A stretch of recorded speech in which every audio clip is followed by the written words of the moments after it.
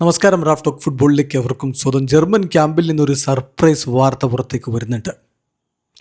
അതായത് manual ന്യൂയറെ 55-അംഗ preliminary ലിസ്റ്റിൽ ഉൾപ്പെടുത്തിയെന്ന വാർത്ത ഉണ്ടായിരുന്നല്ലോ. പിന്നെ നഗൽസ്മാൻ ന്യൂയറുമായിട്ട് സംസാരിച്ചു, അദ്ദേഹം വേൾഡ് കപ്പിന് ഉണ്ടാകുമെന്ന് ഉറപ്പാക്കുകയും ചെയ്തു. ഇപ്പോൾ ഇതാ മറ്റൊരു വാർത്ത കൂടി വരുന്നു. വേൾഡ് കപ്പിന് അങ്ങനെ വെറുതെ കൊണ്ടുപോകല്ല, നമ്പർ 1 ഗോൾ കീപ്പറായിട്ട് മാനുവൽ ന്യൂയർ ആയിരിക്കുമെന്ന റിപ്പോർട്ട് ഫ്ലോറിയൻ പ്ലറ്റൻബർഗ് പുറത്തുവിടുന്നു.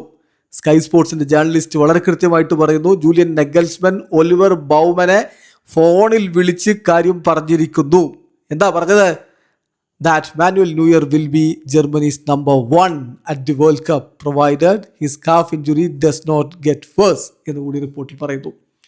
സോ ബൗമനെ സംബന്ധിച്ചിടത്തോളം ഇത് സന്തോഷമുള്ള കാര്യമല്ല. അദ്ദേഹം ഡിസപ്പോയിൻറ്റഡ് ആണ്.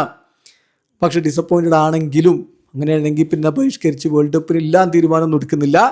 മറിച്ച് നമ്പർ 2 ഗോൾ കീപ്പറായിട്ട് വേൾഡ് കപ്പിന് പറക്കാൻ അദ്ദേഹം തയ്യാറെടുക്കുന്നു. എന്തായാലും ന്യൂയറുമായിട്ട് ഫൈനൽ ഡീറ്റെയിൽസ് ഡിസ്കസ് ചെയ്ത് ഇന്നോ നാളെയോ ആയിട്ട് ഒടുവിൽ സ്ക്വാഡിൻ്റെ പ്രഖ്യാപനത്തിലേക്ക് കടക്കും ജൂലിയൻ നഗൽസ്മാൻ എന്നാണ് ഇപ്പോൾ ലഭ്യമാവുന്ന വിവരം. അതാണ് ഏതായാലും ഫ്ലോറിയൻ പ്ലറ്റൻബർഗ് പുറത്തുവിട്ടിരിക്കുന്ന വളരെ സർപ്രൈസിംഗ് ആയിട്ടുള്ളൊരു കാര്യം. ജൂലിയൻ നഗൽസ്മാൻ ബൗമനോട് പറഞ്ഞിരിക്കുന്നു, നിങ്ങൾ വേൾഡ് കപ്പിൽ സെക്കൻഡ് ചോയ്സ് ആയിരിക്കും, ഫസ്റ്റ് ചോയ്സ് ആയിട്ട് മാനുവൽ ന്യൂയറെ എടുത്തിരിക്കുകയാണ് എന്ന്. ന്യൂയറുടെ കാര്യം നമുക്കറിയാമല്ലോ.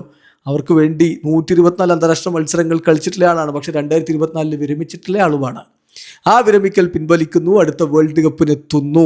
ഏതായാലും ബയൺ മ്യൂണിക്കിൽ അദ്ദേഹത്തിൻ്റെ കോൺട്രാക്റ്റ് ഇപ്പോൾ പുതുക്കിയിട്ടേ ഉള്ളൂ. അദ്ദേഹം കളി തുടരുകയാണ്, നല്ല ഫോമിലാണ് ഇപ്പോഴും ഉള്ളത്. ഇപ്പോൾ പിന്നെ വേൾഡ് കപ്പിന് പോകുമ്പോൾ നമ്പർ 1 ഗോൾ കീപ്പറായിട്ട് ഇറങ്ങുന്നതിൽ അത്ഭുതപ്പെടാനുമില്ല. വീഡിയോ അവസാനിക്കുന്നു. ഫുട്ബോൾ ലോകത്തെ കൂടുതൽ വിശേഷങ്ങളുമായി റാഫ് ടോക്സിൽ എത്താം.